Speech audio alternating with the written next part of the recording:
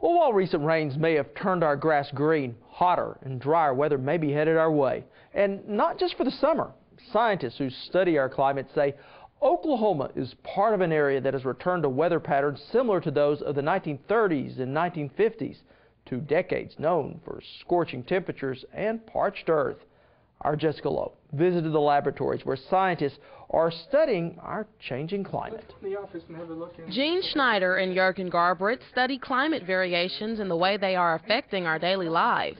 And while these scientists say we shouldn't be alarmed by recent drought, there is room to be concerned.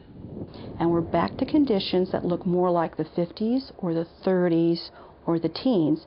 And if you know anything about the history of those times, you know those were significant drought periods. The Bible in Genesis cites 7 years of plenty and 7 years of famine.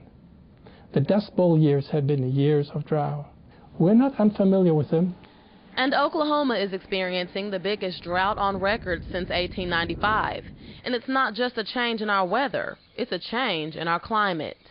Weather is what happens on a daily basis. You look out the window, you have the sunshine or you have rainfall, that is the weather. Climate is the averages over several weeks or a month or a year. And while we may receive more rain, that change in weather doesn't mean a change in climate. It's going to take more than an inch worth of rain to make a difference. Once you get into a drought, it takes a long time to come out. One rain event, 2 good rains, even 3 good rains isn't going to do it. You need above average rains for several months before you start making a dent in it. And Jürgen says more than anyone, drought and inconsistent weather patterns are having a huge effect on the Oklahoma farmer.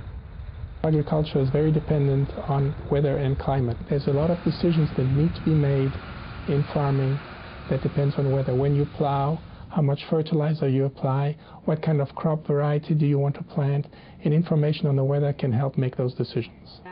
So by looking at long-term climate trends, these scientists hope to help Oklahoma cope with these short-term weather woes.